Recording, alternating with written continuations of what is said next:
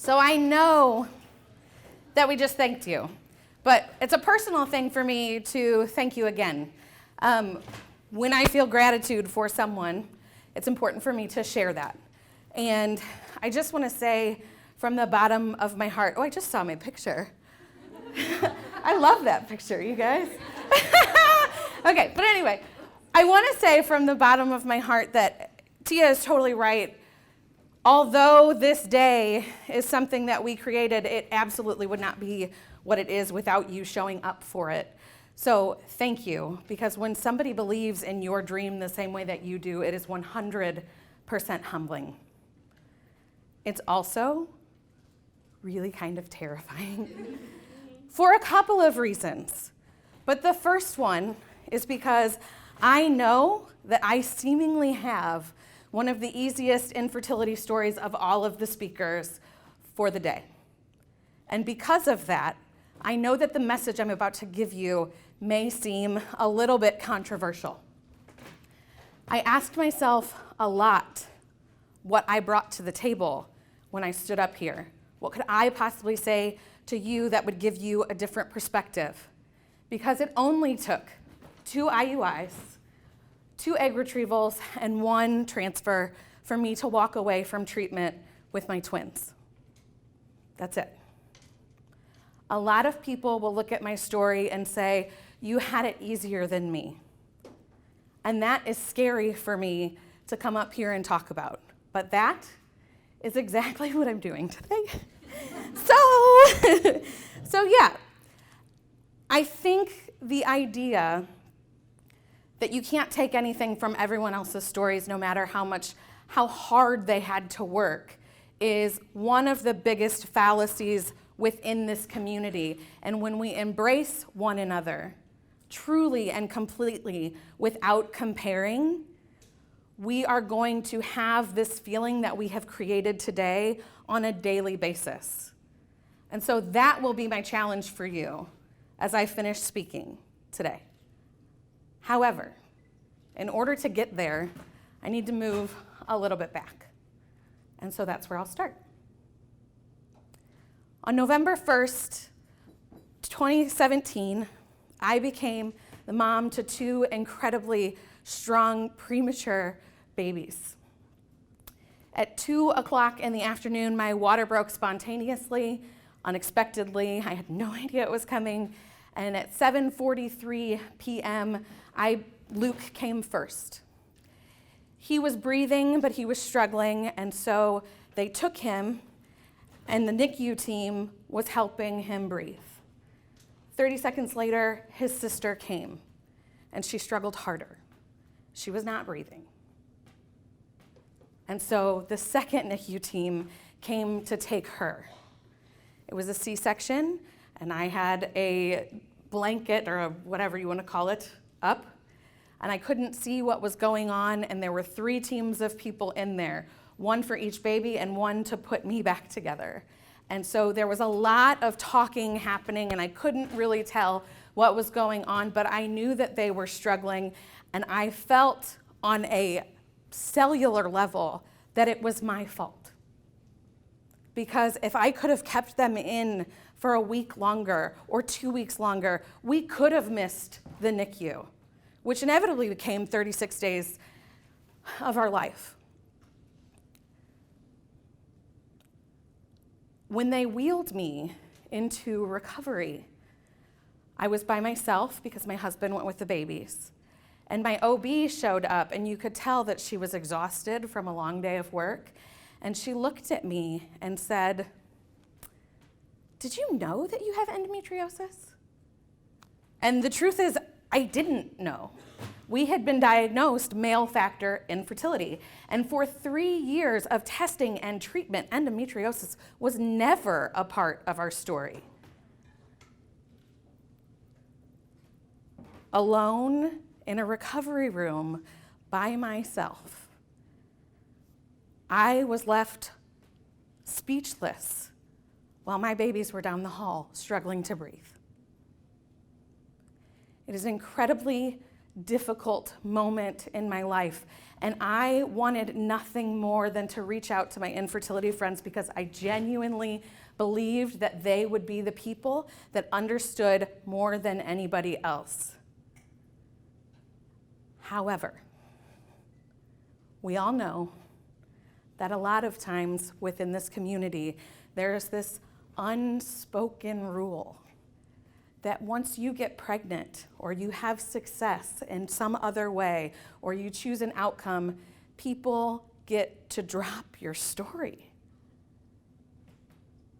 People think your story is too hard for them, and so they walk away from your friendship. Now, I can't imagine going through that again and feeling so alone. So on top of feeling completely infertile and being slapped across the face with my infertility, I felt completely alone.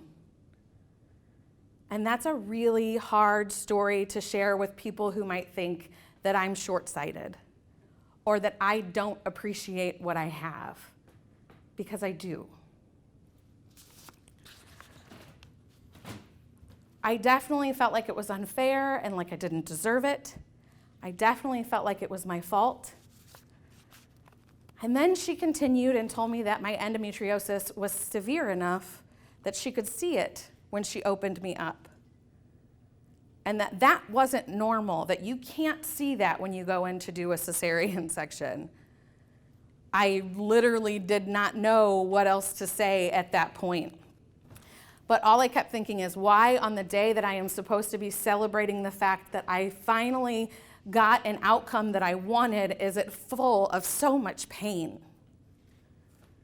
I couldn't hold my babies. My husband couldn't hold me, and infertility gripped me in that room and reminded me that I didn't beat a thing. So I knew you would be a hard audience. And actually, this is scarier for me than creating a summit in 86 days. But my truth is exactly that when we bail because someone else's story gets too hard for us, or because it doesn't make us feel good about where we are in our own stories, we are damaging this community. It's not just about somebody else having success. It's about stories that diverge in multiple ways. And unless we work through our own hard stories without worrying about what somebody else gets in theirs, we're never going to come together. Do you truly believe that everyone that you have met through the community extends grace to you at all times? No. Because I guarantee you there are people in this room who have been like, yes, embrace us. I am here. While also thinking that it is okay to walk away from certain friendships. It's a truth that we all know, and yet we don't talk about it.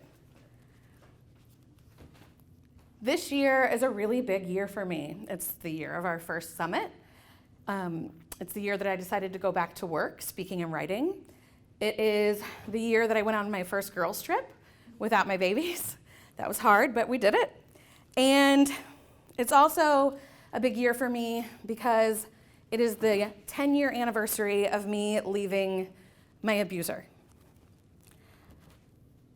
I endured 18 months of abuse that was sexual, financial, physical, emotional, you name it, he did it.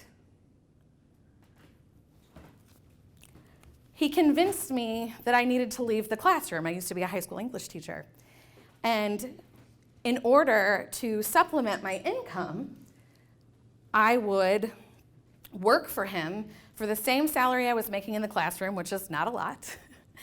And he would also give me insurance, but I could work part-time. So 20 hours a week, I would do PR for his company. And 20 hours a week, I would be able to work on my own career, whatever that meant. So it didn't feel like a huge leap for me at the time because I was young. I had a teaching degree that I could go back to if I really wanted to. And it just felt like a good move. And the second that I did it, he had control over me financially, which made him feel empowered to do whatever he wanted to do. At his best, he was charming and handsome and somebody that made me fall in love with him completely and wholly. And at his worst, he was a monster. 3 days before I left him, he held a gun to my head and told me that he loved me so much that he could kill me. And then 3 days later, when I was convinced that trying to walk out of the house meant that gun would come back out and I would lose my life, he showed me that it didn't matter where I was, he was going to try to take it. And he picked me up by my neck and he threw me down a flight of stairs and pummeled me at the bottom. And in that moment, I knew that I was unsafe and I knew I needed to do something. So I stood up for myself. My mouth was full of blood and I spit it at him and I said, if you're going to do it now. I am done. I am worthless. I am everything that you have said that I am. Do it now. And I think in a state of shock, he looked at me and said, you have an hour to get everything out of this house that you want, or I'm coming back. And I knew exactly what that meant. So I crawled around with a trash bag, and I threw as many clothes as I could into my trash bag. I left with $20 in my pocket, a trash bag full of clothes, and a whole lot of trauma. See, the interesting thing about domestic violence is that it's very similar to infertility in the sense that people don't understand your trauma, and they say well-meaning things that pretty much make you feel like garbage. So I left, and people wanted me to be happy. They said, you should be happy, he's gone, right? And the truth of the matter is, yes, he was physically gone, but he lived up here. Anytime I saw a car like his, anytime I smelled cologne that he would wear, I was triggered and remembered, and my PTSD had me lock myself in my house for days at a time because I was afraid. People didn't understand that. Why are you so miserable?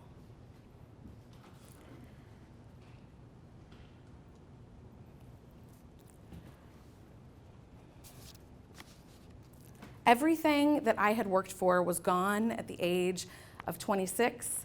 I didn't know how to process it, and so I started self-harming because the screams in my head were so loud, I needed to do something else with them. And so I physically hurt myself to stop the emotional abuse that was happening. That's when I realized I needed to do something different because that's not like me. I've never had a self-harming tendency, and so I wanted those voices gone, and I started a blog. And this is where it starts to get uplifting, so hang with me, you're doing good. All right? Okay. So I started this blog anonymously because I was terrified of him. I didn't want him to find me, I didn't want him to know I was doing it, and I didn't want to deal with other people's noise. And this community of people found it and rallied around me and said, you're not alone. I've been there too. I understand exactly where you are. And in that moment, there was a spark that was like, hey, I'm still here. Inside of me, hey, I'm still here. And I started to realize that this speaking out thing was actually helping me. 3 months later, a Rutgers professor reached out to me and said, hey, do you know that there are nonprofits available for people who have been abused? And I said, I didn't. And he was like, well, my mom was abused, and she went to one, and it could be helpful to you, because I couldn't afford it. One Google search later, I found a nonprofit in St. Louis, and I signed up for therapy immediately. I wasn't sure if I deserved it. I wasn't sure if they would even respect my story, because it was only 18 months. But I did that. That decision is 100% responsible for my 2 best-selling books and 50% responsible for this summit. Because I showed up for myself in a way that I didn't know was possible. And all I did was believe that what had wrecked me wasn't going to end me. Do you know the feeling of being misunderstood and mistreated and believing that everything is unfair? Do you know that feeling? You do, right? Because we've all been there. When you were diagnosed with infertility, you felt helpless.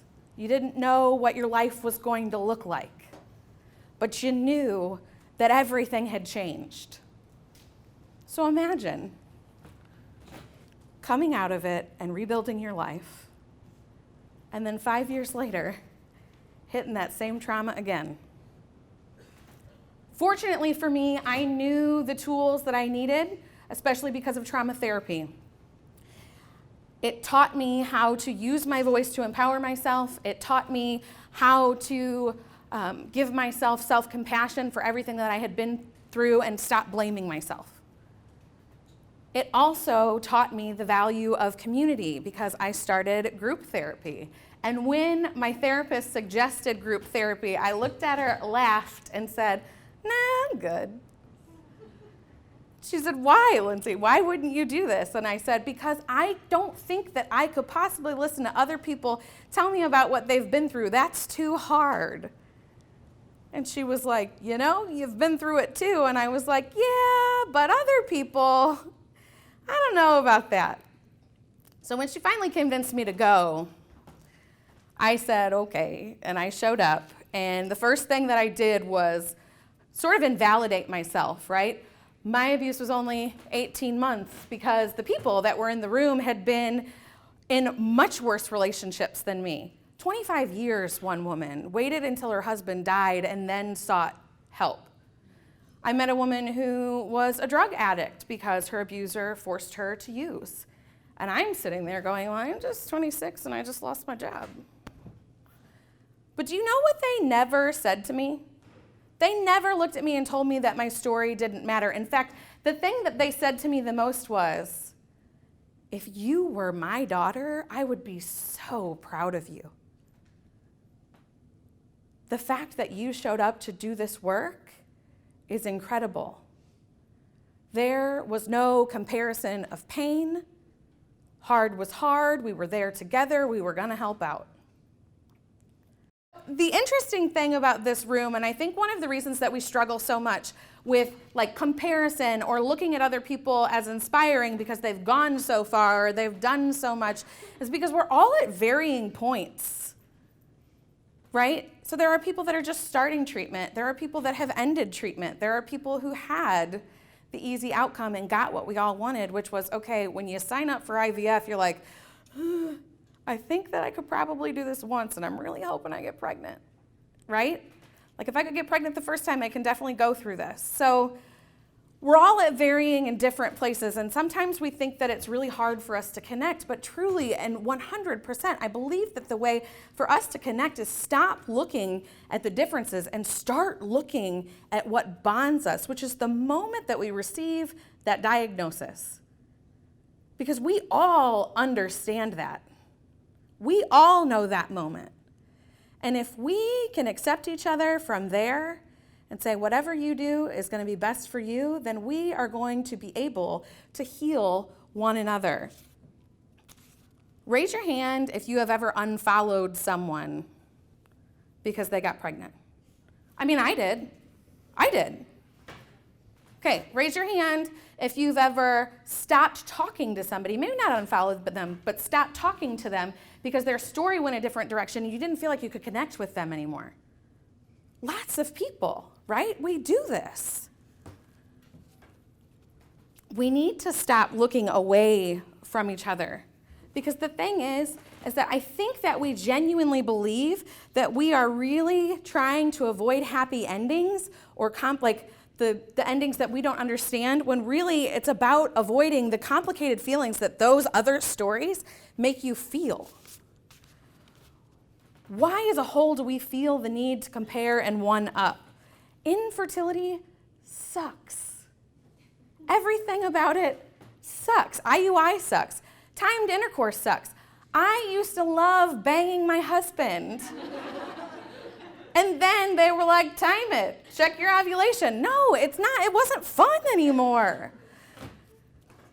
It all sucks. So there's no reason to be like, oh, she only had to do IUI. It sucks. We need to stop making this a thing and remember what it felt like to go into those moments and start reconnecting.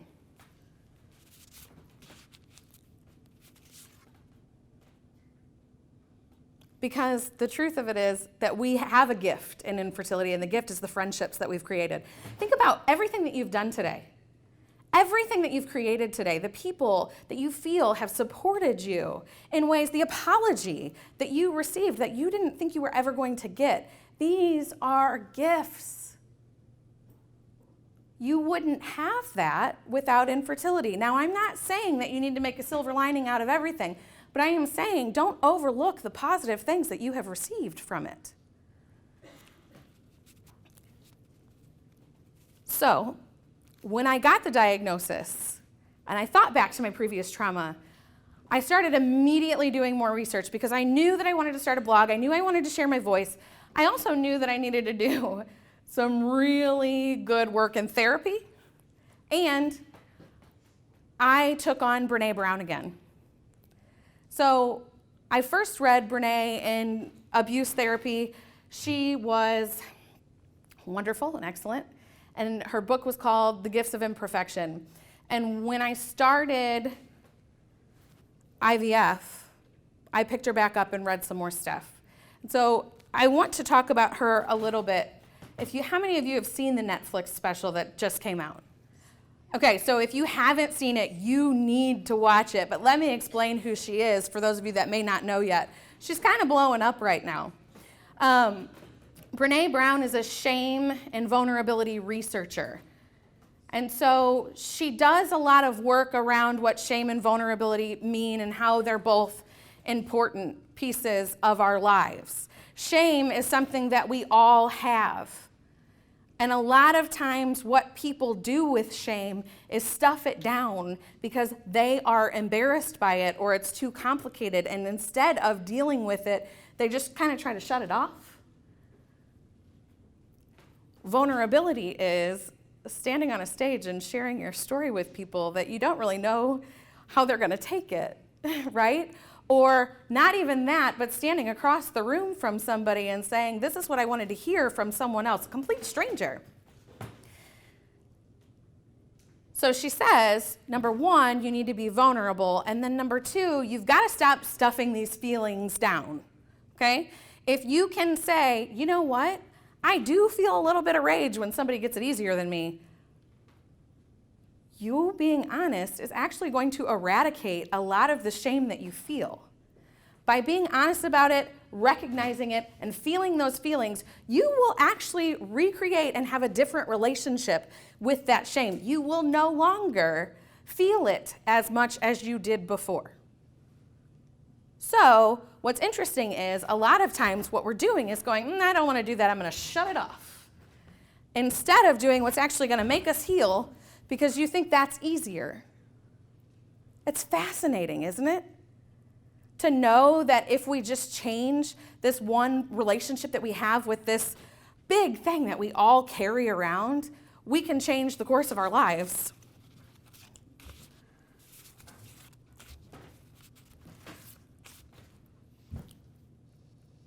Think about an example of a pregnant woman and all of the emotions that come up with that when we're in this realm, okay?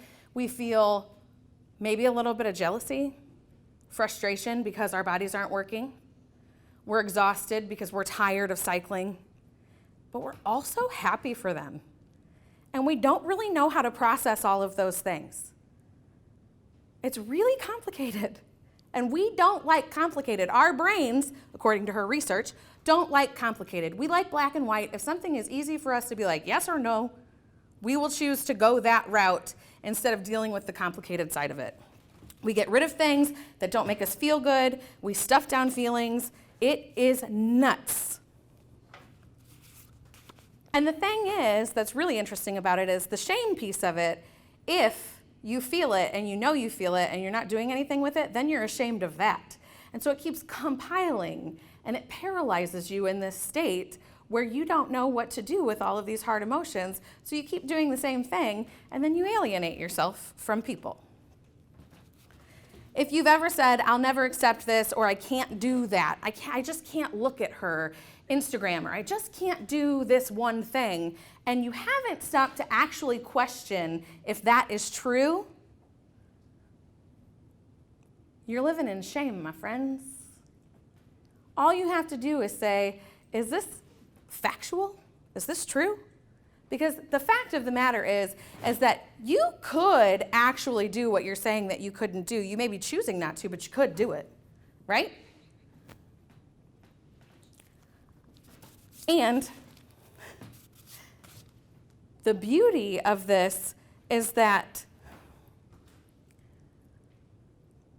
you get to choose whether or not you work through things. Today you showed up and worked through things. Today you did everything that I'm talking about. You may not have recognized it that way, but you're doing it. And so even though I'm coming up here and I'm being like really real with you right now, I want you to know it's not because I'm mad at you, it's not because I'm upset about this. I believe in you and I believe that you can do this, and you showing up today proves to me that you can. But really think about it. What did I say saved me in my abuse? Talking about it. And what have Tia and I been saying since the beginning of this summit? Share your story. It will change your life. All we're asking you to do is be honest about how you feel so that you can change the narrative. You don't have to do it on a stage. You don't have to do it on a blog. You could sit across from somebody in therapy and do it privately. You could talk to a friend. You could say it out loud to yourself. It doesn't have to be some big flamboyant thing that you're doing for you to genuinely change the conversations that you're having.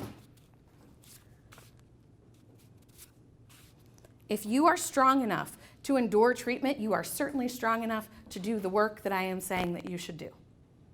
I 100% believe that with all of my being.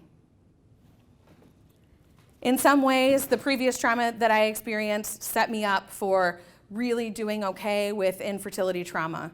And so when I started blogging about it and I wrote my book and I was doing all of these things, I was helping myself in a way that a lot of people don't necessarily have. It's not because I'm smarter, it's because I got my shit handed to me 5 years before. My top priorities were, number one, sharing what I felt like I needed to be said even when it was difficult. Number two, setting boundaries with people and saying, this is hard for me today, but I'll talk to you about it tomorrow. Okay? I need to process, but I'll circle back with you. And number three, challenging myself to use self-care on a daily basis because I knew that I was worth it. Self-care doesn't have to be some expensive like spa day. It can be getting out of bed and brushing your teeth when you're depressed. It can be wiping the tears off of your face. Self-care is showing up for yourself wherever you are. Talking to a friend. And no, I definitely don't think that doing those things changed my outcome. I don't think that it gave me the easy out by any stretch. But I do think that it changed my perspective a little bit. I know that your reactions to other people's stories are to help you avoid being hurt and also them. I know that.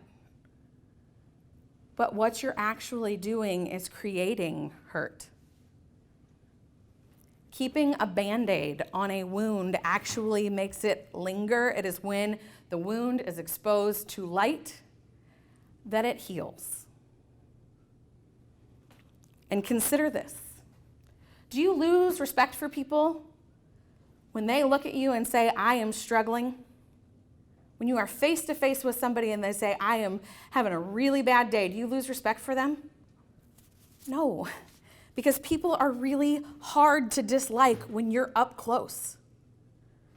Build the community so that you never feel alone. Use your coping skills. Show up for yourself every single day and get close up. Stop running away from your hurt. help each other heal without feeling guilty about it. Because we need one another. Thank you.